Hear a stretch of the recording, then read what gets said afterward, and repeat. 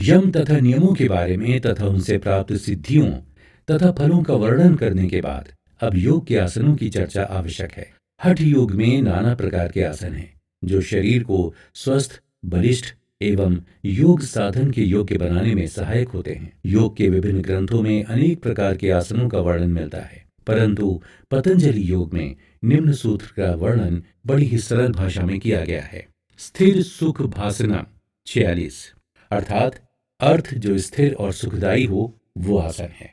अर्थात इस प्रकार स्थिरता पूर्वक, बिना हिले डुले और सुख के साथ, बिना किसी प्रकार कष्ट के, सुखपूर्वक, जिसमें दीर्घ काल तक बैठा रह सके, वो आसन है। हठ योग में नाना प्रकार के आसन हैं जिनमें से कुछ का वर्णन इस पुस्तक में भी किया जा रहा है। इसके लिए मुख्य रूप से आसनों का चयन किया गया है। योगासन के उपयोगी नियमों का वर्णन कुछ इस प्रकार है। नियम 1, योगासनों का अभ्यास प्रातः शौच आदि नित्य कर्म से निवृत्त होकर करना चाहिए। 2, आसन करने का स्थान शांत, स्वच्छ एवं हवादार होना चाहिए।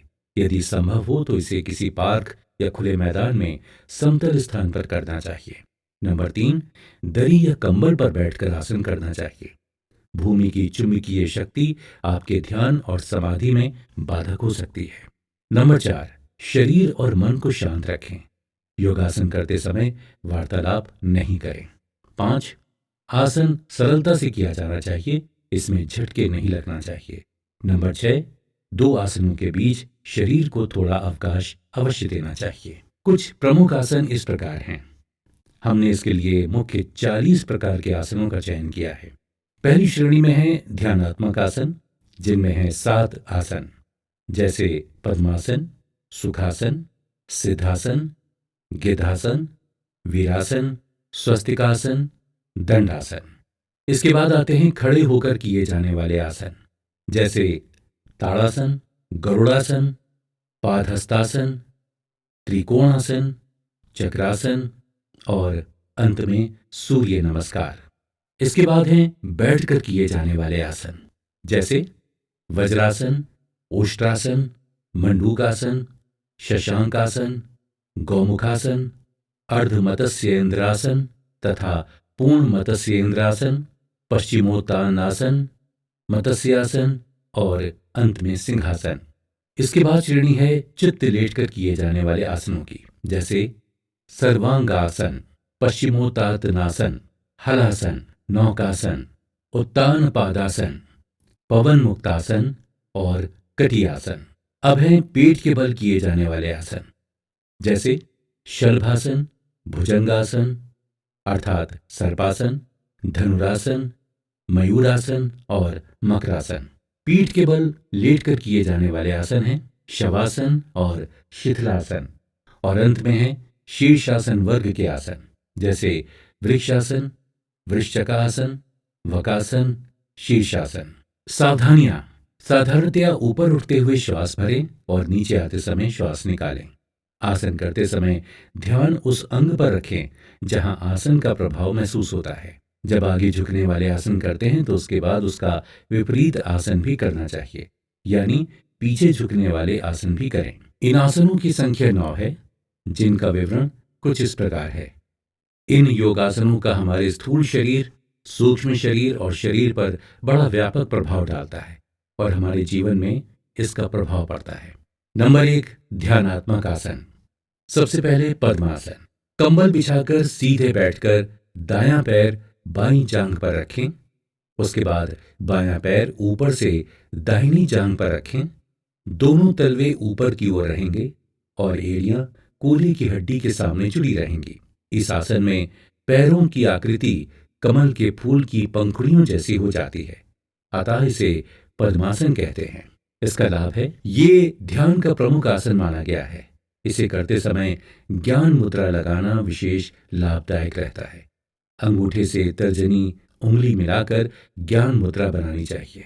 पद्मासन में बैठकर आसन करने से मन की एकाग्रता बहुत बढ़ जाती है। इसके बाद आता है सुखासन।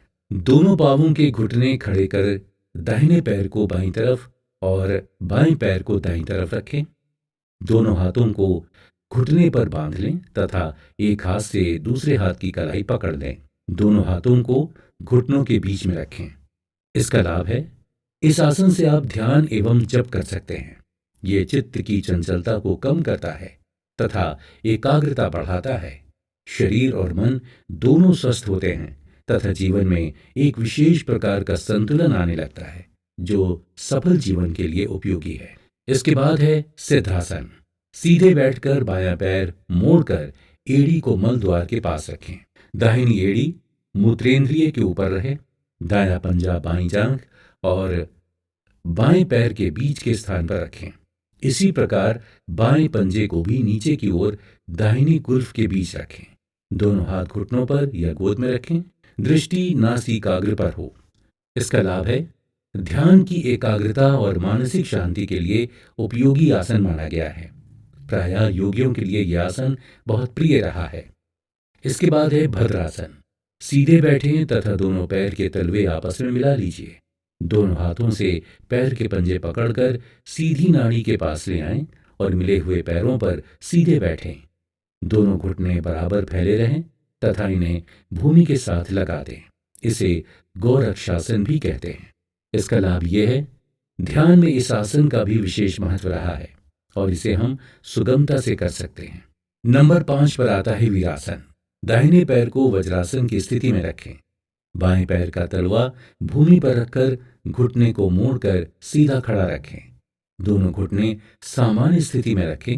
इसे पैर बदल कर भी कर सकते हैं। इसका लाभ यह है, साधना में उपयोगी है, पेट की गैस में लाभप्रद होता है, अध्ययन तथा लेखन में उपयोगी है। इस आसन का प्रयोग साधना के साथ साथ स्वास्थ्य तथा एकाग्रता के बढ़ाने में भी सहायक है। नंबर 6 पर है स्वास्तिका आसन।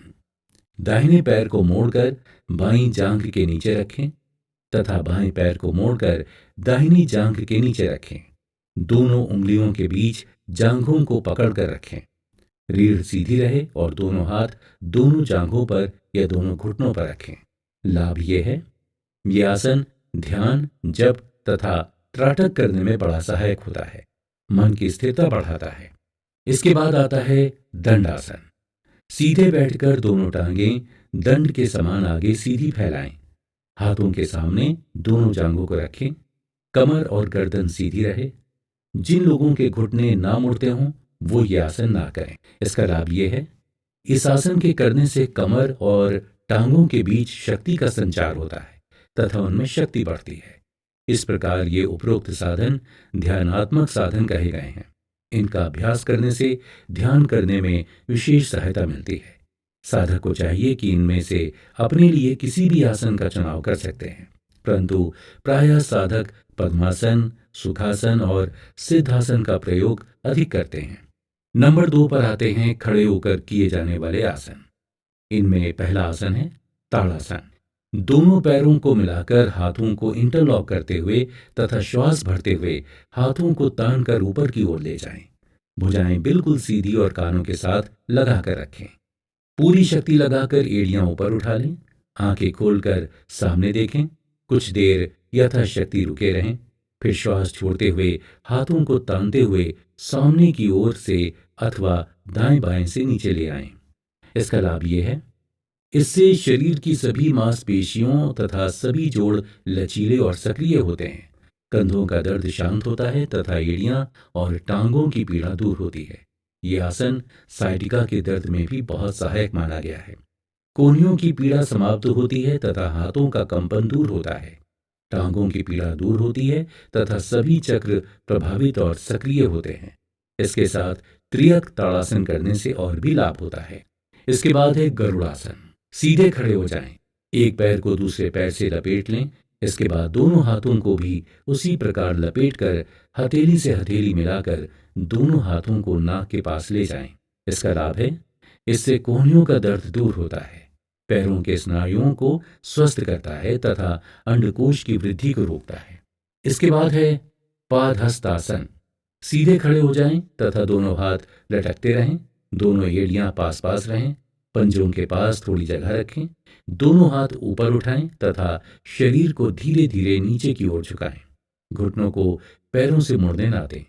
दोनों हाथों की कोहनियां भी ना मुड़ने पाएं। नीचे झुकते हुए श्वास धीरे धीरे बाहर छोड़ें और पेट को भीतर खींचें। ललाट को दोनों घुटनों के बीच ले जाएं।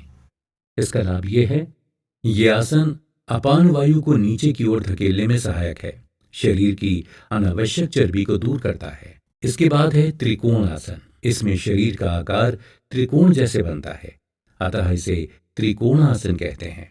खड़े होकर पैरों को अधिक से अधिक खोल लें। लगभग 2-2.5 फुट का फासला हो। दोनों हाथ दोनों कंधों के सीध में दाहिने व बाएं फैला लें। मुख सामने रहे। बायां घुटना बाईं ओर झुकाएं, कमर भी बाईं ओर झुकाएं तथा बाएं हाथ से बायां पैर छुएं। दाहिना हाथ आकाश की ओर सीधा तान कर रखें। इसको पुनः दाहिनी ओर से भी करें। इसके लाभ हैं, गर्दन और कंधों के जोड़ों के दर्द में बहुत ही लाभदायक है। रीढ़ की हड्डी को लचीला बनाता है तथा इसे स्वस्थ रखता है। इसके बाद है चक्रासन। दोनों पैरों के बीच 1.5 फुट का फासला रखकर खड़े हो जाएं। दोनों हाथ ऊपर उठा लें, फिर धीरे धीरे पीछे की ओर पीठ और कमर को झुकाते जाएं। जब हाथ पृथ्वी तक पहुंच जाए तो हथेलियों को पृथ्वी पर टेक दें।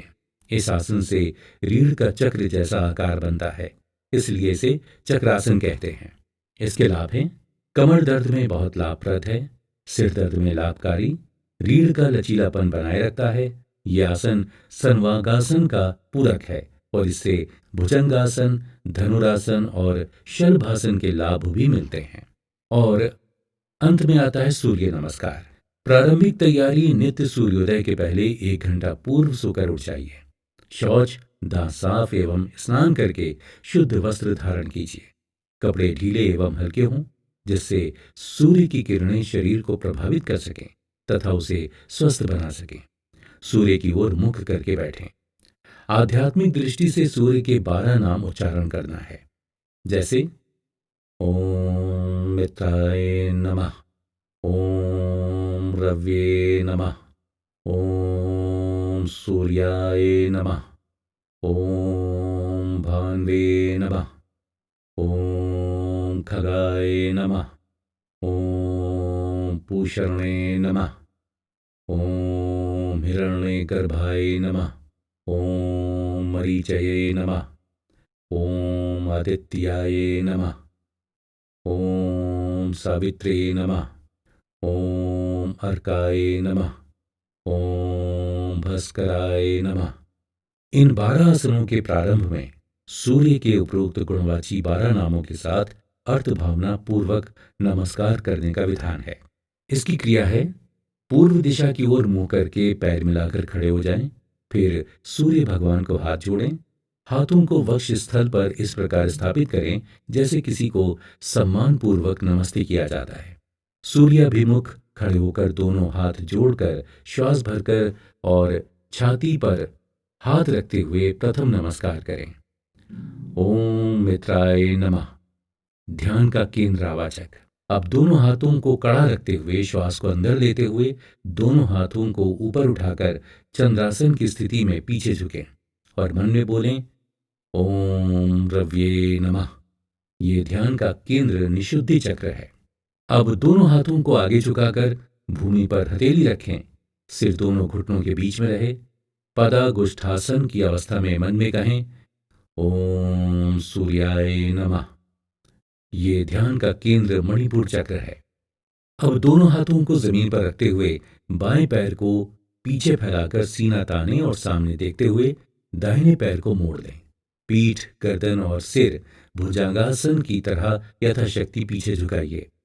आंख बंद करके मन में उच्चारण करें ओम मानते नमः। ये ध्यान का केंद्र स्वाधिष्ठान चक्र है। अब बाएं पैर को पीछे ले जाएं। दोनों पैर मिलाकर सीधे रखें। कमर बीच में ऊपर उठी रहे। सिर दोनों हाथों के बीच में रखें। शरीर की आकृति पृथ्वी पर त्रिकोण जैसी रहे, जैसे पर्वतासन की स्थिति होती है, और मंत्र का उच्चारण करें ओम खगाय नमः। ये ध्यान का केंद्र सहस्त्रार चक्र है। कमर को सीधा करते हुए भूमि की ओर पूरे शरीर को ले जाइए। कोहनियों को झुका लें। शरीर के 8 अंग, माथा, 2 हथेली, छाती, 2 घुटने और दोनों पंजे, ये भूमि का स्पर्श करें। शेष अंग ऊपर रहे। मन में कहें ओम पूषणे नमः। ये ध्यान का केंद्र अनाहत चक्र है। अब कोहनियां सीधी करते हुए सिर और धड़ को ऊपर उठाइए। भुजंगासन की स्थिति बनाइए और इस मंत्र का उच्चारण कीजिए। ओम हिरण्यगर्भाय नमः। ये ध्यान का केंद्र मूलाधार है। अब दोनों हाथों को श्वास निकालते हुए नीचे वापस लाएं तथा हाथों को जमीन पर स्थापित करते हुए दोनों पैरों को पीछे ले जाकर एड़ी एवं पंजों को देखने की कोशिश करें और ये मंत्र बोलें।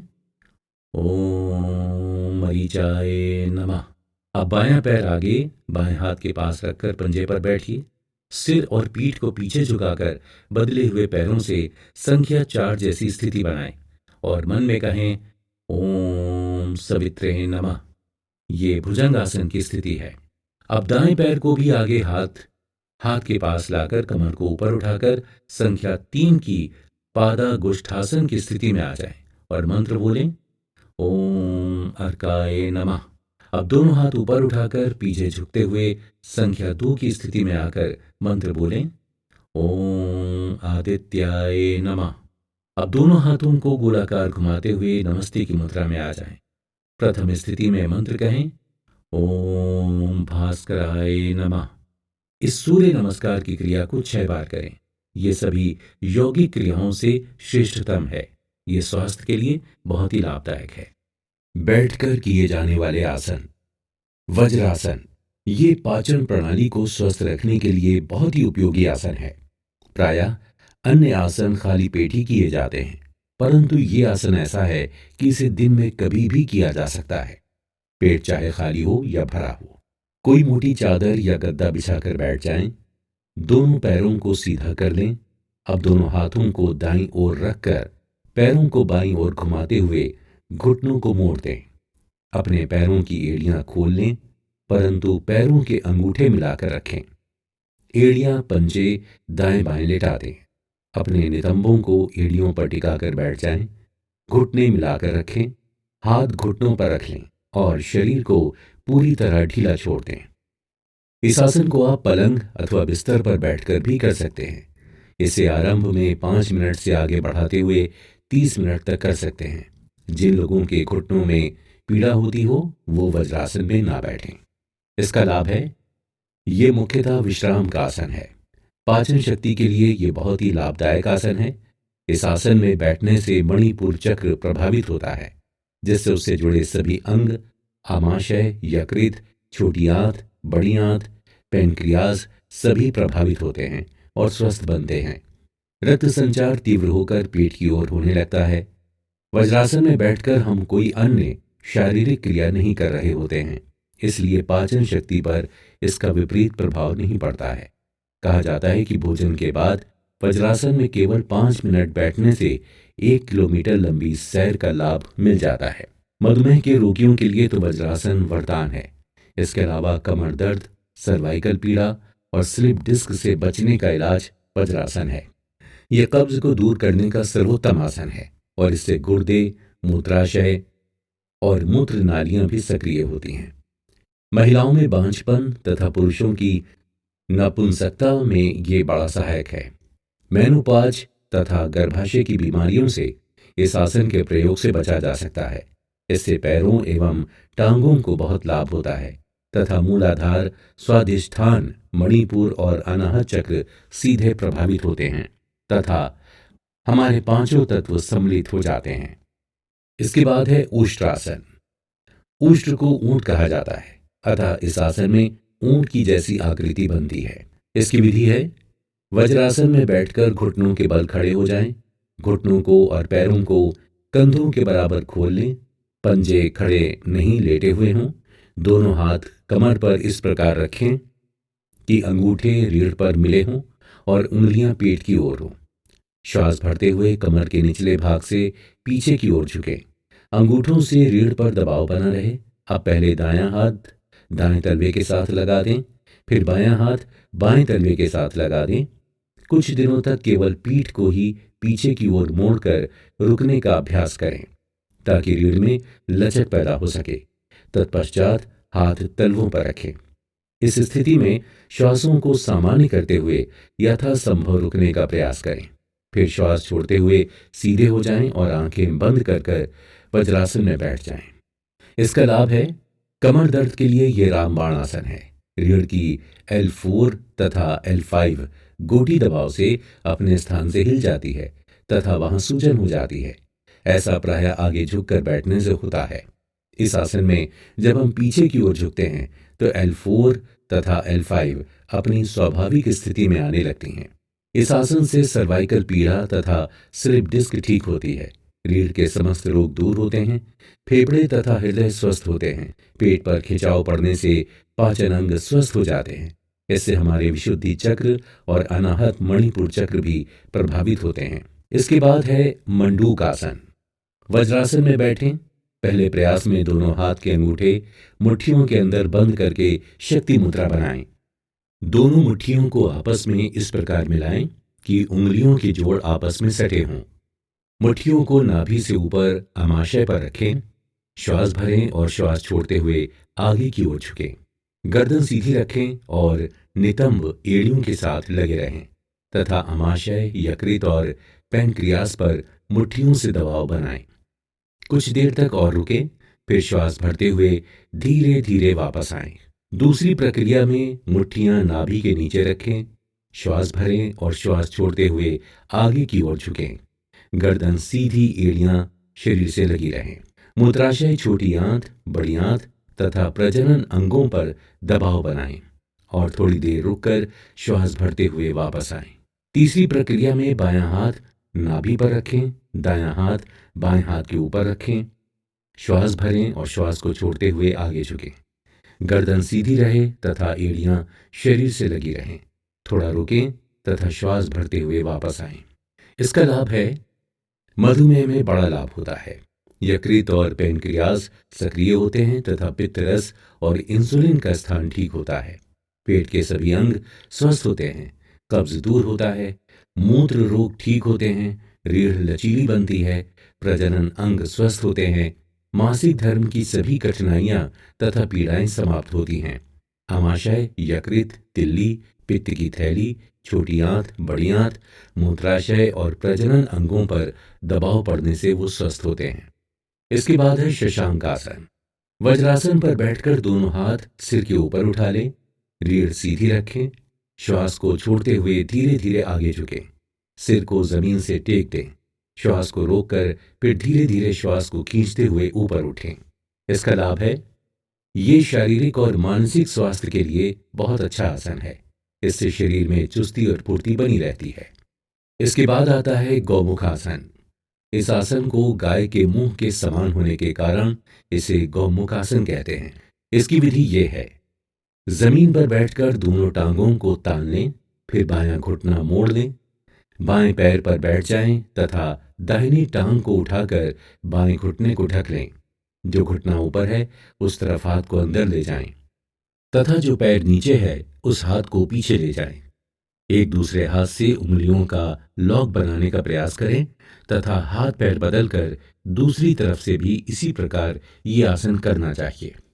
इसका लाभ है, पीठ और गर्दन का दर्द ठीक होता है। मधुमेह के लिए उपचार में लाभकारी है। श्वास, खांसी तथा हृदय रोग में ये बड़ा लाभदायक है। इसके बाद आता है अर्ध मत्स्येंद्र आसन तथा पूर्ण मत्स्येंद्र आसन। बाएं पैर के पंजे पर बैठ जाएं। मुड़े पैर की एड़ी मलद्वार पर रखें। दाएं पैर को बाएं पैर के मुड़े हुए घुटने के पास बाईं तरफ खड़ा करें। फिर बाईं भुजा को सीधा रखते हुए खड़े हुए घुटने को दाईं तरफ कोहनी से दबाते हुए खड़े किए हुए पैर का पंजा पकड़ें तथा दाएं हाथ को पीठ के पीछे लाते हुए खड़ी की गई जांघ को स्पर्श कर जिधर कमर मुड़ रही है उधर ही अपनी गर्दन और सिर मोड़ें। इस क्रम से हाथ पैरों को बदलकर आसान करें। पूर्ण मत्स्येंद्र आसन में भी पैर लंबे करके बैठें। दायां पैर बाईं जांघ के मूल में रखें। दाईं एड़ी को नाभि तक ले जाएं। बाएं पैर को दाएं घुटने के पास भूमि पर रखें। दायां हाथ बाएं घुटने से बाहर निकालकर उसके अंगूठे और पहली उंगली की सहायता से बाएं पैर का अंगूठा पकड़ें। बायां पैर सख्त रहे तथा बायां हाथ पीठ की तरफ पीछे घुमाएं और मुंह और शरीर को बाईं ओर पीछे घुमाकर रखें तथा कमर को मरोड़ें। दृष्टि नासिकाग्र रहे। कुछ दिनों तक अर्ध मत्स्येंद्र आसन करने के बाद ही इसका अभ्यास करें। पूर्ण मत्स्येंद्र आसन और अर्ध मत्स्येंद्र आसन में अंतर यह है कि पैर को जांघ के ऊपर ही रखकर जांघ के नीचे रखा जाता है, पर दोनों के लाभ समान हैं। यह आसन जठराग्नि को जागृत कर भूख बढ़ाता है। डायबिटीज, कमर दर्द, उदर विकार में तथा पेट के स्नायुओं और अवयवों के लिए विशेष लाभकारी है। यह आसन शरीर को कांति प्रदान करता है तथा मांसपेशियों और ग्रंथियों को मजबूत करता है। इसके बाद है पश्चिमोत्तन आसन। पश्चिमोत्तन आसन पीठ को खींचने वाला आसन है। इसे करते समय इसका प्रभाव शरीर के पिछले भाग पर पड़ता है, इसलिए इसे पश्चिमोत्तन आसन कहते हैं। इसकी विधि यह है, आसन पर बैठकर दोनों पैर सीधा करें, दोनों हाथ घुटनों पर रखें, श्वास भरते हुए हाथों को सीधा ऊपर उठाकर सिर के ऊपर ले जाएं और तत्पश्चात श्वास को छोड़ते समय भुजाओं को कानों के साथ लगाकर धीरे धीरे पीठ के निचले भाग अर्थात कमर से आगे की ओर झुकें। पैर के अंगूठों को पकड़ लें, सिर को घुटनों के साथ लगाएं और कोहनियां धरती के साथ लगा दें।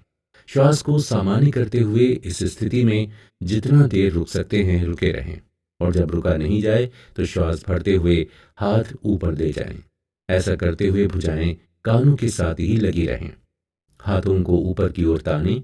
श्वास को छोड़ते हुए धीरे धीरे हाथ नीचे लाएं। लाभ: डायबिटीज, लीवर, किडनी, मोटापा, थायराइड, खांसी, दमा, स्वप्न दोष तथा शीघ्र पतन में लाभप्रद है। इसके करने से मणिपुर चक्र जागृत होता है। इसके बाद आता है मत्स्य आसन। मत्स्य संस्कृत शब्द है जिसका अर्थ होता है मछली। क्योंकि इस आसन में शरीर की आकृति मछली के समान हो जाती है, इसलिए इसे मत्स्य आसन कहते हैं। इसकी विधि ये है, पद्मासन की स्थिति में बैठने के बाद सिर को हाथ की मदद से इसे इस तरह पीछे ले जाते हैं ताकि सिर का मध्य भाग जमीन को छूता रहे। आप पीठ को जमीन से इस तरह उठाएं कि एक मेहराब जैसी स्थिति हो जाए। घुटना जमीन को छूता रहे तथा दाएं पैर के अंगूठे को बाएं हाथ से पकड़ें और बाएं पैर के अंगूठे को दाएं हाथ से पकड़ें। अंतिम मुद्रा को बनाए रखें और श्वास छोड़ते हुए हाथ की सहायता से धीरे धीरे ऊपर आएं। इसका लाभ है गले की बीमारी जैसे टॉन्सिल रोग में लाभकारी, रीढ़ की हड्डी लचीली होती है, सीना चौड़ा होता है, आंख, कान और थायराइड रोगों में लाभकारी है। इसके बाद नंबर है सिंहासन का। सिंह का अर्थ है शेर। ये आसन विष्णु भगवान के नरसिंह अवतार पर आधारित है। इसकी विधि ये है, जमीन पर बैठकर टांगे फैलाएं, दोनों पैरों को मोड़कर एड़ियों को नितंब के नीचे रखते हुए एड़ियों पर बैठ जाएं। सीना ताने एवं रीढ़ को सीधा रखें। हथेलियों को घुटने पर आगे रखें। मुंह को चौड़ा खोलें तथा जीभ को आगे की ओर बाहर खींचते हुए तानें। नाक की ओर दृष्टि रखें तथा मुंह से शेर की भांति आवाज निकालें। यह आसन प्रारंभ में 30 सेकंड करें। इसका लाभ यह है, ये गले के रोग, नेत्र रोग नाशक तथा हकलाहट को ठीक करता है। अब बारी आती है चित्त लेटकर किए जाने वाले आसनों की। इनमें सबसे पहले है सर्वांग आसन। इसकी विधि है, बिस्तर को बिछाकर पीठ के बल लेट जाएं। पैर परस्पर मिले हुए सीधा रखिए। हाथों को जांघ के पाश में रखें। पहले दाहिने पैर को सीधा करते हुए पृथ्वी से 45 डिग्री का कोण बनाकर 1 फुट ऊपर उठाएं। फिर नीचे वापस लाएं। पुनः दूसरे पैर को भी इसी प्रकार उठाएं और वापस लाएं। फिर दोनों पैरों को साथ साथ उठाएं और नीचे लाएं। दूसरी स्टेज में दाएं पैर को कमर की सीध में ऊपर समकोण बनाते हुए उठाएं। दाएं पैर को वापस जमीन पर धीरे धीरे लाएं। इस क्रिया को दूसरे पैर से भी कीजिए। फिर दोनों पैर साथ साथ उठाकर लाइए और जमीन पर वापस ले जाइए।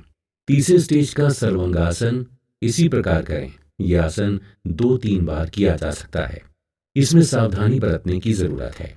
उच्च रक्तचाप तथा हृदय रोगग्रस्त व्यक्तियों को यह आसन नहीं करना चाहिए। इसका लाभ है, मेरुदंड लचीला बनता है। थायराइड और पैराथायराइड ग्रंथियों को यह आसन प्रभावित करता है। मेरुदंड के कष्ट, स्वप्न दोष, नाड़ी तंत्र, पाचन तत्व, डायबिटीज, मूत्राशय की बीमारियां और आंत रोग की बीमारियों को दूर करने में सहायता करता है। इसके बाद पश्चिमोत्तानासन। दोनों हाथों को ऊपर उठाएं ताकि वो एक सीधी रेखा में फर्श के समानांतर हों। फिर हाथों को कानों से छुआते हुए सीधे ऊपर ले जाएं। हथेलियां एक दूसरे के सामने होनी चाहिए। शरीर के मेरुमल पर से तानिए और सांस भरिए। अब सांस छोड़ते हुए धड़ को आगे की ओर झुकाइए। हाथ फर्श के समानांतर रखें। तर्जनियों को मोड़कर दोनों के अंगूठों को पकड़िए। धड़ जांघों पर तना रहे और चेहरा घुटनों पर टिका रहना चाहिए तथा घुटनों को मुड़ने मत दें। विपरीत क्रम की स्थिति में वापस आएं। इसका लाभ है रीढ़ को लचीला बनाता है, कब्ज, डायबिटीज, लीवर, किडनी तथा श्वास के रोगों में सहायक है। जठराग्नि उत्तेजित करता है, पेट की चर्बी घटाता है तथा मोटापा घटाने में सहायक है। इसके बाद है हलासन। इस आसन में शरीर की मुद्रा हल के समान होती है, इसलिए इसे हलासन कहते हैं। इसकी विधि है जमीन पर कंबल बिछाकर पीठ के बल लेट जाएं तथा एड़ी, पंजे, घुटने और जंघाओं को परस्पर मिलाकर रखने का प्रयास करें। हथेलियों को जंघाओं के पास जमीन पर जमाएं। अब दोनों हाथों को भूमि पर स्थिर रखते हुए एक साथ सम्मिलित रूप से दोनों पैरों को धीरे धीरे ऊपर की ओर उठाएं और क्रम से टांगों को ऊपर उठाते हुए कमर पर 90 डिग्री का कोण बनाएं। इसके बाद पैरों को और आगे की ओर झुकाते हुए अंगूठों को भूमि पर टिकाएं तथा घुटने सहित पांव को तनी अवस्था में रखें। ठुड्डी को कंठकूप से सटाकर रखें। शनैः शनैः पूर्व स्थिति में आ जाएं।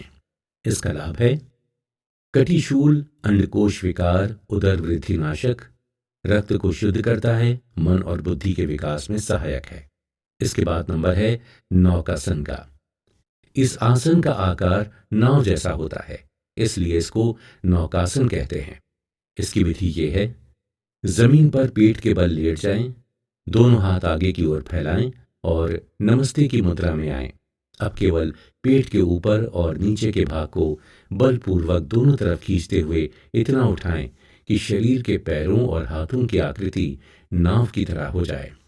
इसका लाभ है कब्ज और फेफड़ों के रोग दूर होते हैं, पाचन वृद्धि में सहायक है, पेट का मोटापा कम होता है। इसके बाद है उत्तान पादासन।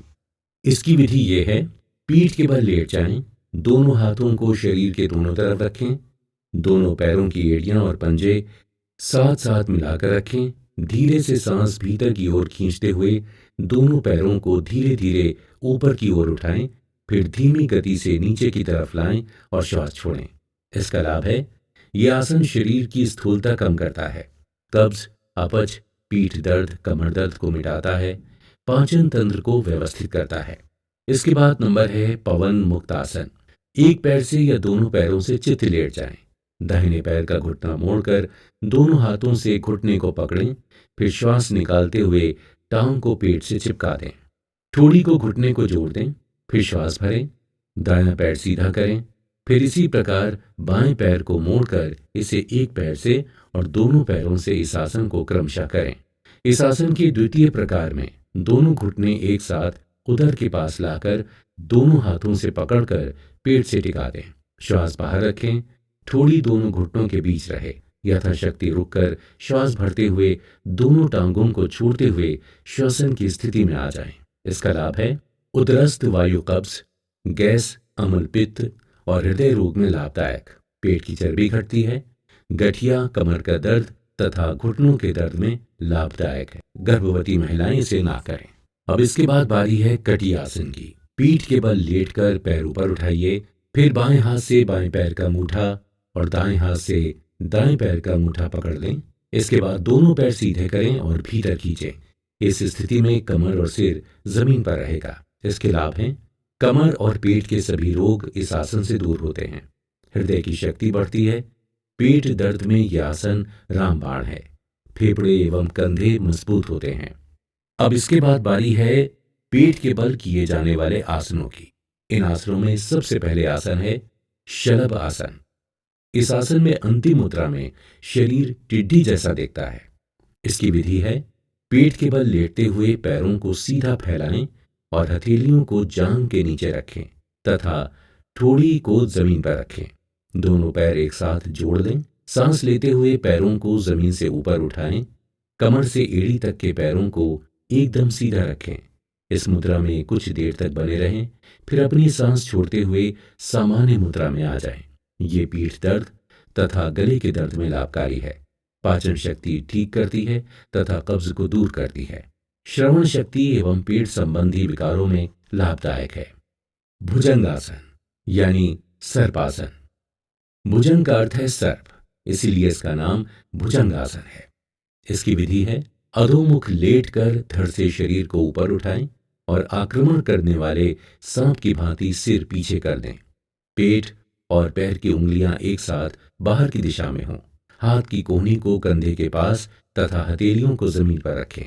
धीरे धीरे सांस लेते हुए सिर, गला और सीने को नाभि तक ऊपर उठाएं। इस मुद्रा को कुछ समय तक बनाए रखें। धीरे धीरे सांस छोड़ते हुए शरीर को जमीन पर इस प्रकार लाएं कि नाभि के ऊपर का भाग अर्थात पेट, छाती, ठोड़ी और अंत में मस्तिष्क जमीन को स्पर्श करते रहें। लाभ, ये स्लिप डिस्क, साइटिका तथा हल्के पीठ के दर्द में लाभप्रद है। इससे पेट के हिस्सों में मालिश होती है तथा पीठ का लचीलापन बढ़ता है। ये कब्ज में लाभप्रद होता है, गर्भाशय को स्वस्थ रखता है। हर्नियाग्रस्त रोगी इसे ना करें। धनुरासन। संस्कृत शब्द धनु का अर्थ है धनुष। इस आसन में हमारी मुद्रा धनुष जैसी हो जाती है, इसीलिए इस आसन को धनुरासन कहते हैं। पेट के बल लेटकर दोनों पैर एक साथ रखें और हाथों को जांघ के बगल में सीधा रखकर थोड़ी जमीन पर रखें। पैरों को घुटनों पर से मोड़ते हुए उन्हें जांघ के पास लाएं तथा दोनों टखनों को हाथों से पकड़ें और हल्के हल्के पैरों से जितना हो सके पीछे खींचें और जांघों को ऊपर खींचें तथा साथ ही सिर और सीने को उठाते हुए अपने को धनुष बनाने की चेष्टा करें। इस मुद्रा में बने रहकर ऊपर देखें और सामान्य सांस लें तथा सांस छोड़ते हुए पूरे शरीर को जमीन पर लाएं और विश्राम करें। इसके बाद बारी है मयूरासन की। दोनों हाथ मिलाकर जमीन पर रखें, उंगलियां पीछे की तरफ रहें, दोनों कोहनियों को नाभि पर करें तथा पैर पीछे सीधे रखते हुए ऊपर उठाएं। शरीर की स्थिति मयूर जैसी बनने के कारण यह आसन मयूरासन कहलाता है। इसका लाभ है, पेट का बढ़ जाना, गैस, मंदाग्नि और कब्ज को दूर करता है। नाभि के हटने में उपयोगी आसन है। हाई ब्लड प्रेशर रोगी इसे ना करें। इसके बाद है मकरासन। पेट के बल औंधे लेट जाएं। दोनों पैरों को एक दूसरे से अलग रखकर पंजों के ऊपर हिस्से से भूमि का स्पर्श करते हुए दोनों पैरों की एड़ियां ऊपर की तरफ रखें। फिर दोनों हाथों को सिर के ऊपर से आगे की ओर ले जाएं और फिर दाएं हाथ से बाईं भुजा का मध्य भाग तथा बाएं हाथ से दाईं भुजा का मध्य भाग पकड़ें। सिर भूमि की तरफ रहे, आंखें बंद रखें और सिर दोनों हाथों के बीच में रहे। इसका लाभ है, इससे मन शांत होता है, थकावट दूर होती है, अशांति मिट जाती है और मानसिक एकाग्रता को बढ़ाने में ये सहायक है। इसके बाद बारी है पीठ के बल लेटकर किए जाने वाले आसनों की। इसमें पहला आसन है शवासन। आसनों को करने के बीच में तथा बाद में शवासन का अभ्यास अवश्य करना चाहिए। इस आसन में चित्त लेटना होता है। संस्कृत के शव शब्द का अर्थ है मृत शरीर होता है। इस आसन में व्यक्ति का शरीर मृत शरीर के जैसा लगता है, इसलिए इसे शवासन कहते हैं। इसकी विधि है, पीठ के बल लेटकर हाथों और पैरों को शरीर से दूर आराम से फैलाएं। पैरों के पंजों को बाहर की तरफ एवं उंगलियों को लचीला रखें तथा सिर आरामदायक स्थिति में रखें। आंखें बंद कर लें, धीरे धीरे सांस लें तथा सांस के प्रवाह पर ध्यान दें। पैरों को एक दूसरे से 1 फुट की दूरी पर रखें। हाथों को भी शरीर से 10-12 सेंटीमीटर दूर रखें। मुट्ठियां अधखुली रखें, न पूरी तरह बंद न पूरी तरह खुली रहें। अब सभी स्नायुओं, नाड़ियों एवं अवयवों को पैरों के पंजों से शुरू अंत करते हुए क्रमशः ढीला करता जाए। भुजा, हाथ, उंगलियां, गर्दन, मुंह को क्रमानुसार धीरे धीरे शिथिल करना है। श्वास आते समय अनुभव करें कि शक्ति आ रही है और निकलते समय अनुभव करें कि अंग प्रत्यंग शिथिल हो रहे हैं। इनके लाभ हैं, शवासन में संकल्प पूर्वक सभी अंगों को शिथिल किया जाता है। इससे तनाव कम होता है, अंगों की थकान दूर होती है, हृदय को विश्राम मिलता है, सिर का भारीपन कम होता है। इसे बहुत ही प्रभावशाली विश्राम देने वाला आसन माना जाता है। इसके समकक्ष योग निद्रा को भी महत्व दिया गया है। इसके बाद है शिथिलासन। चक्रासन की स्थिति में लेटकर दायां हाथ आगे बढ़ाएं, बायां हाथ नीचे की तरफ उल्टा मोड़कर रखें, दाहिना पैर भी घुटने की तरफ मोड़कर गहरी सांस लें। इसका लाभ है सिर दर्द, अनिद्रा, गैस बनना और पाचन संस्थान की बीमारियों में अत्यंत लाभप्रद है। शरीर को आरामदायक एवं शांतिपूर्ण स्थिति में लाने के लिए योग की एक नई पद्धति को योग निद्रा कहते हैं। आजकल ये बहुत प्रचलित है। इसमें भी शरीर के सभी अंगों को, श्वास एवं मन को भी क्रमशः शिथिल करते जाते हैं। ये शवासन और शिथिलासन से मिलती एक अत्यंत अनूठी प्रक्रिया है जो योग निद्रा के नाम से प्रसिद्ध है। इसके बाद है वृक्षासन। दोनों हाथों को सुविधानुसार भूमि पर रखते हुए बायां पैर आगे रखें तथा दायां पैर झटके के साथ ऊपर फेंकें। दोनों हाथ सीधे रहें। धड़ और पैरों को भी ऊपर सीधा रखें। दोनों पैरों को मिलाकर या खोलकर भी रख सकते हैं। धीरे धीरे हाथों पर संतुलन बनाने का अभ्यास करना चाहिए। इसका लाभ है हाथों और कंधों की पेशियों को मजबूत बनाता है। इसके बाद है वृश्चिकासन। एक कंबल को लेकर कोहनियों तक हाथ दृढ़ता से जमाकर दोनों हाथों के बीच कुछ फासला रखें। हाथों का पंजा फैला रहे, सिर पृथ्वी के ऊपर रहेगा। अब शरीर को ऊपर उठाते हुए इस तरह उलटिए कि पैर उलटकर सिर पर आ जाएं और छाती कमर की कमान बन जाए। सिर और गर्दन को मोड़ते हुए दोनों पांवों और सिर को एक दूसरे से स्पर्श कराने का प्रयास करें। इसका लाभ है पेट, कमर तथा आंतों के विकार को ये दूर करता है। इसके बाद है वकासन। 1 फुट की दूरी पर पैरों को रखते हुए खड़े हो जाइए। आगे झुककर हाथ की उंगलियों को फैलाकर भूमि पर दृढ़ता के साथ जमा लें। आगे झुकते हुए दोनों हाथों की मुड़ी हुई कोहनियों पर दोनों पैरों के घुटने रखकर हाथों पर शरीर को भूमि से ऊपर उठाएं। पैर ऊपर रखते हुए परस्पर दोनों पैरों को आपस में फंसा लें। मूल बंध भी लगाएं। इसका लाभ है धातु के विकारों में लाभप्रद। यह आसन करने से हाथ की कलाई तथा पेशियों को शक्ति मिलती है। इसके बाद है शीर्षासन। इस आसन को किसी जानकार योग गुरु से ही सीखें। सिर के बल खड़ा होने के कारण इसका नाम शीर्षासन पड़ा है। इसे 3 स्थितियों में करें। पहली अवस्था है दरी या कंबल का आसन बिछाकर तौलिए को गोल कुंडी का आकार बना लें। पैरों के पंजों पर बैठकर हाथों की उंगलियां परस्पर फंसा लें। दोनों हाथों से तौलिए को बीच में लेकर सिर का मध्य भाग तौलिए पर रखें। हाथों को भूमि पर त्रिकोण की हालत में जमा लें तथा सिर को सीधा गर्दन को स्थिर रखते हुए धीरे धीरे कमर को ऊपर उठाएं। नोट: शीर्षासन के बाद 2 मिनट ताड़ासन अवश्य करें। शीर्षासन 15 से 20 सेकंड से प्रारंभ करें, पर 15 मिनट से अधिक ना करें तो उचित होगा। इसकी द्वितीय अवस्था है 5वें अथवा 7वें दिन प्रथम पोजीशन लेकर दोनों पैरों को धीरे धीरे छाती की ओर बढ़ाते जाएं। सिर व कमर घुटनों तक स्थिर हो जाने पर दोनों पैर को एक एक बार धीरे धीरे पृथ्वी से ऊपर उठाकर सीधा तथा स्थिर रखने का प्रयास करें। पैर सीधे हो जाने पर आंखें बंद कर लें। पैर पृथ्वी से उठ जाने की स्थिति में कुछ देर उस अवस्था में रहें। 5-7 दिन इसका अभ्यास करें। इसकी तृतीय अवस्था है अब दूसरे हफ्ते में द्वितीय अवस्था में जाकर धीरे धीरे पैरों को इतना उठाएं कि वो कमर की ऊंचाई में आ जाएं। घुटने मोड़कर रखें। इस अवस्था को अच्छी तरह कुछ दिनों तक साधें। तत्पश्चात धीरे धीरे पैरों को ऊपर की ओर खोलकर फैलाएं। यह अभ्यास धीरे धीरे ही करें। इसके अलावा ट्यूटरी तथा पीनियल ग्रंथियों को अधिक रक्त मिलता है, जिससे वो स्वस्थ होती हैं। शीर्षासन नेत्रों के लिए अत्यंत प्रभावकारी है। इससे थायराइड ग्रंथि प्रभावित होती है तथा ये मेधावर्धक, शक्तिवर्धक, स्मरण शक्ति विकास, मधुमेह, धातु दौर्बल्य, स्वप्न दोष, कब्ज तथा दमा रोग में लाभकारी आसन है। इसीलिए इसे सभी आसनों का राजा कहा जाता है।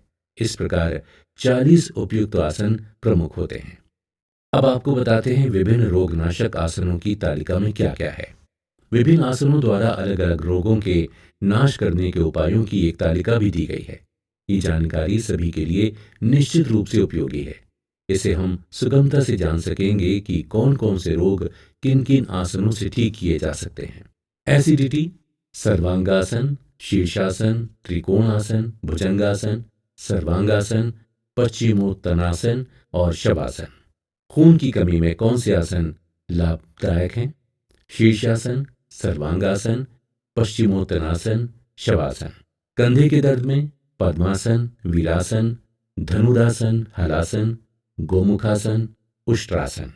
दमा रोग में योग मुद्रा, शलभासन, धनुरासन, वीरासन, सर्वांगासन, उष्ट्रासन। उच्च रक्तचाप में सिद्धासन, पद्मासन, वीरासन, शवासन। निम्न रक्तचाप में सिद्धासन, पद्मासन, हलासन एवं शवासन। कमर दर्द में वीरासन, पद्मासन, भुजंगासन, वज्रासन। स्मृति लोप, इसमें प्राणायाम, भस्त्रिका, शीर्षासन, सर्वांगासन, धनुरासन और पद्मासन। उदर शूल में सर्वांगासन, वीरासन, धनुरासन, उच्चाई एवं नाड़ी शोधन प्राणायाम। मधुमेह में सर्वांगासन, पश्चिमोत्तानासन, वीरासन, भुजंगासन।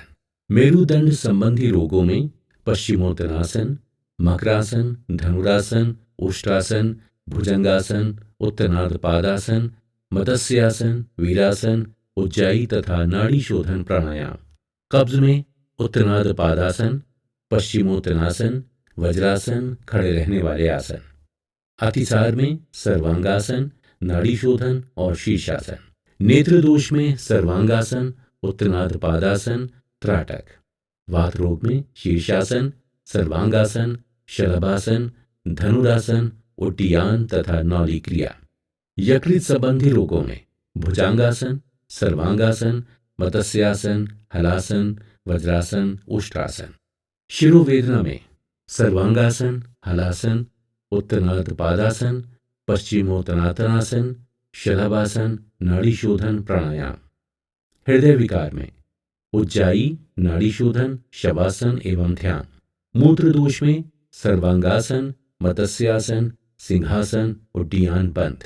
पौरुष ग्रंथि में सर्वांगासन, शलभासन, धनुरासन, वीरासन, मत्स्येंद्र आसन, अर्धचक्रासन, उज्जाई प्राणायाम। अनिद्रा में सर्वांगासन, शीर्षासन, पश्चिमोत्तानासन, नाड़ी शोधन, सूर्यभेदन, शवासन। नपुंसकता में शीर्षासन, सर्वांगासन, पश्चिमोत्तानासन, धनुरासन, मूलबंध, उड्डीयान तथा नाड़ी शोधन प्राणायाम। कटिशूल में शलभासन, भुजंगासन, धनुरासन, शीर्षासन, अर्ध मत्स्येंद्रासन आसन।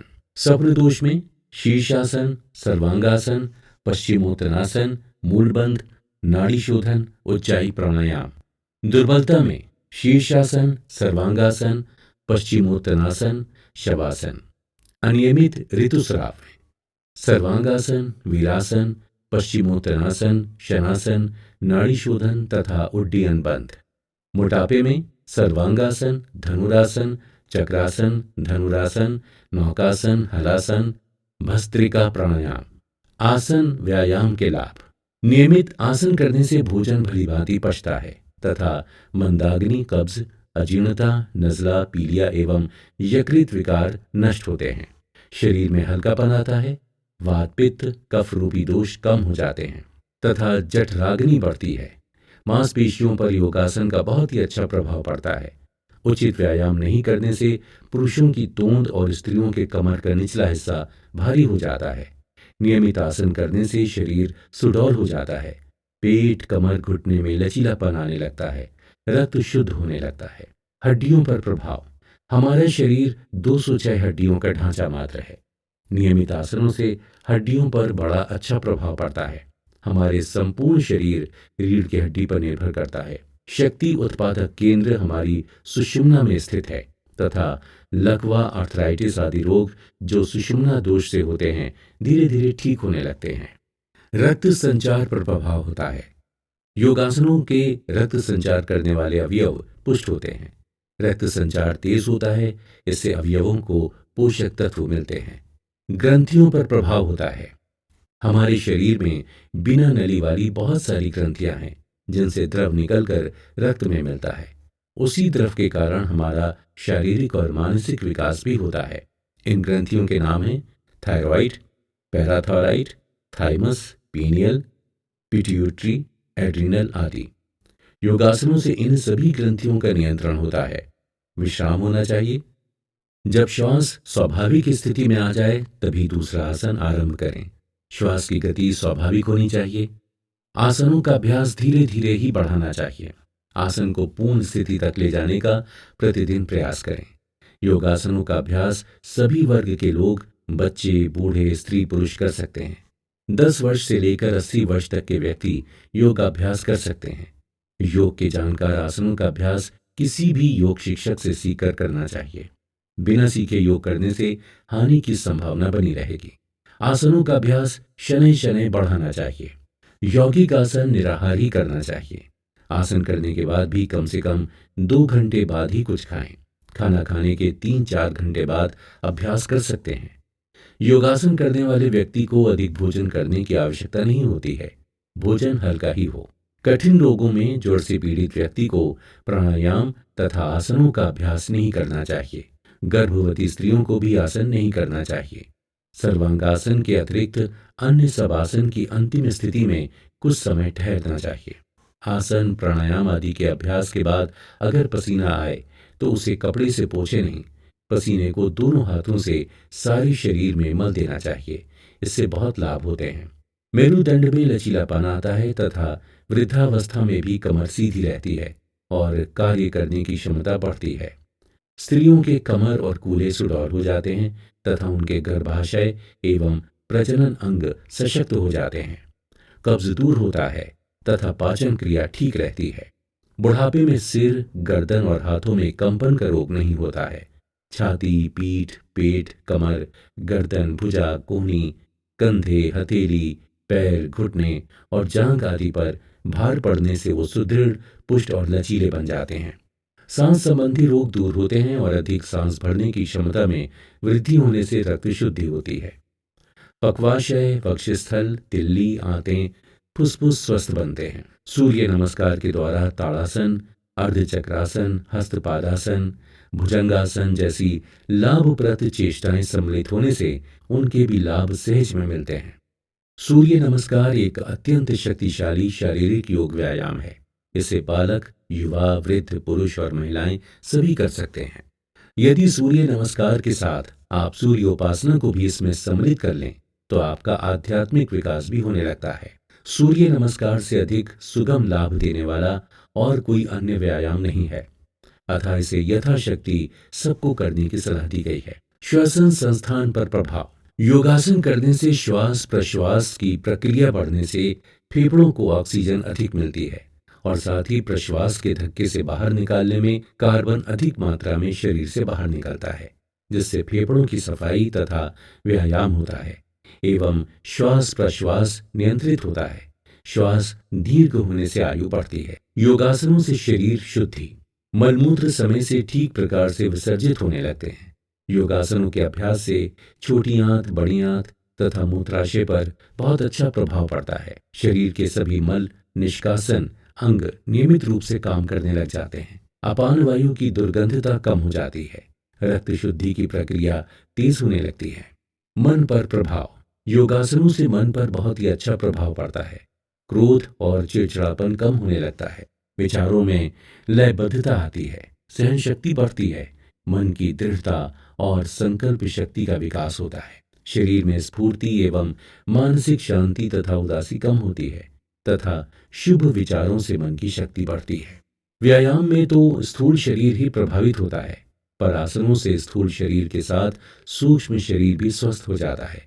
कठिन व्यायामों को रोगी, कमजोर, बच्चे तथा महिलाएं नहीं करें, पर आसनों का अभ्यास वृद्ध, स्त्री, पुरुष, बच्चे और रोगी, अशक्त सभी कर सकते हैं। व्यायाम का प्रयोग रोग निवारण के लिए संभव नहीं है, जबकि आसनों द्वारा रोग का निवारण संभव है।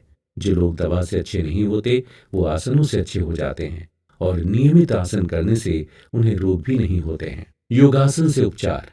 योगासनों से विविध रोगों का उपचार की आसानी से संभव है। आज के युग में योगासन थेरेपी की उपयोगिता को सभी भली भांति समझते हैं। इसीलिए वैद्य और डॉक्टर प्रायः सभी आसनों के लिए परामर्श भी देने लगे हैं। प्राकृतिक चिकित्सा में भी आसनों की उपयोगिता के कारण प्रत्येक रोगी को यथाशक्ति आसनों का प्रयोग कराया जाता है। विक्षिप्त वृत्तियों को शांत करना, विक्षिप्त वृत्तियों को एकाग्र करने का नाम योग कहा गया है। अतः जिन साधनों से हमारी वृत्तियों में एकाग्रता पैदा होती है, वो सभी साधन योग के सहायक माने गए हैं। महिलाओं द्वारा योगासन। जिन महिलाओं को परिश्रम करने का ठीक से अवसर नहीं मिलता है, उनके लिए इस समस्या का समाधान आसनों का नियमित अभ्यास ही है। ऋतुकला एवं गर्भावस्था में उनके लिए आसन लाभकारी हैं। आसनों के अभ्यास से शरीर की थकान दूर होती है। उत्तम संतान के लिए भी महिलाओं को आसनों का अभ्यास करना चाहिए। चिंता, राग, द्वेष, मोह और शोक के निवारण में भी ध्यान, योग और आसनों का नियमित अभ्यास बड़ा लाभदायक होता है। शरीर को सुडौल और सुंदर बनाने में भी इन आसनों से बहुत लाभ होता है। विद्या अध्ययन, मस्तिष्क से काम करने वाले बुद्धिजीवी और वैज्ञानिक आदि भी इन आसनों का अभ्यास कर सकते हैं, जिससे उनका शरीर दिन भर हल्का बना रहेगा।